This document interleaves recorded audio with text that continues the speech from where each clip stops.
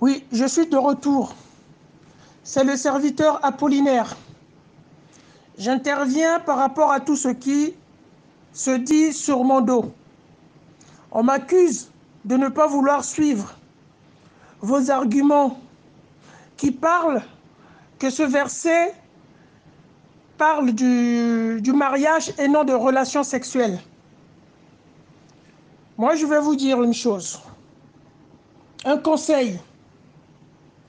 Vos textes islamiques, soit vous les prenez tous, dans ce cas, vous êtes vraiment des soumis, soit vous les sélectionnez, dans ce cas, vous n'êtes pas des soumis, quittez l'islam. C'est aussi simple que ça. Enfin, moi, si c'était moi, je prendrais les choses comme ça. Mais moi, je ne suis pas vous, hein, faites ce que vous voulez. Acceptez la réalité des faits et ne pas les nier. Si vous continuez à les nier, vous êtes en train de mettre en cause finalement votre propre foi. Et pourquoi ne pas quitter l'islam dans ce cas? Moi, je vais vous dire ce que j'ai compris. Je ne suis pas arabe, je ne suis pas musulman. J'ai compris par rapport à vos textes, le verset numéro 23 et le verset numéro 24 ne sont pas dans le même contexte. D'accord? Mais qui a mis le verset numéro 24 à la suite du verset numéro 23 alors que ce n'est pas dans le même contexte? J'en sais rien. Tout ce que je sais, le tafsir d'Ibn Kathir, le hadith d'Abu Daoud, il parle du contexte uniquement du verset 24. Il ne parle pas du contexte du verset 23.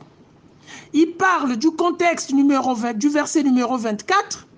Le contexte est la guerre d'Aoutas. Et c'est à partir de cette guerre d'Aoutas qu'il y a eu des survivants maris qui ont été capturés et des femmes capturées. Ce n'est pas le contexte du verset numéro 23, mais c'est le contexte du verset numéro 24. C'est pour ça, le verset 24 rappelle le mariage avec les femmes libres.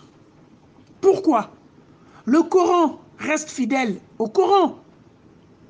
Le Coran n'a pas changé de position. C'est pour cela, c'est un rappel. Il vous a interdit des femmes qui sont mariées. Ce n'est pas parce qu'on vous rappelle qu'il est interdit des femmes qui sont mariées qu'il s'agit d'un verset qui parle du mariage. Moi, je ne sais pas. Hein. Moi, après, vous allez me dire, j'insulte, machin.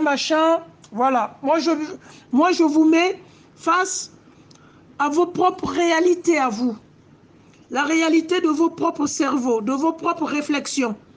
Vous parlez du mariage parce qu'on a dit, vous sont interdits celles des femmes qui sont mariées. Mais ce verset ne parle pas du mariage. Ce verset rappelle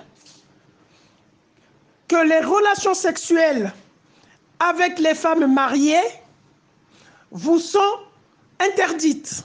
Cependant, avec les femmes captives, ces relations sexuelles ne vous sont pas interdites. Mais pourquoi vous parlez que ce verset parle des femmes mariées? Réfléchissez. C'est vous les musulmans.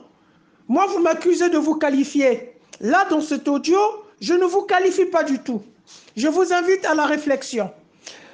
Ce que j'ai compris, ce qui se passe dans votre cerveau, parce qu'on a parlé des femmes mariées, donc ce verset parle du mariage. Voilà comment j'ai compris. C'est dommage, c'est triste. Voilà, moi je ne vous qualifie pas. Et moi, je vous donne des explications. Je ne suis pas arabe, je ne suis pas musulman. Ce verset rappelle les relations sexuelles entre les femmes mariées et les femmes captives. C'est pour cela qu'il y a les femmes mariées là-dedans. Mais le verset numéro 23, celui-là parle du mariage. Je suis d'accord. Le verset numéro 23 parle du mariage, mais n'est pas dans le même contexte. Le verset numéro 23 parle du mariage. Le verset numéro 24 ne parle pas du mariage, mais parle des captifs de guerre capturés dans les terrains. Il faut savoir que ce verset-là a été révélé pas loin de la période de la révélation de la sourate numéro 9. On va vers la fin des révélations du prophète Mohammed. Ce prophète qui entraînait ses soldats à attaquer les Mécois par vengeance, a attaqué déjà les tribus juives pour des raisons que vous connaissez. Soi-disant les Juifs sont des traîtres, soi-disant les Juifs machin. Pour toutes ces raisons-là, Mohammed a demandé de les attaquer.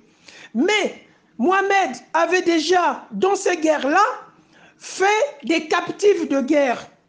Le problème de ces captifs de guerre ne s'était pas posé, puisqu'on tuait tout le monde. Mais là, on parle des survivants dans la guerre d'Aoutas. Et c'est ça qui a posé le problème. C'est ça le contexte du verset numéro 24. Le contexte du verset numéro 24, il y a des maris survivants.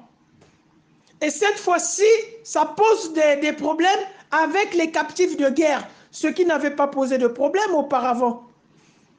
Donc, les femmes mariées dont il s'agit, c'est un rappel que les captives ne sont pas des femmes mariées, puisqu'elles sont capturées.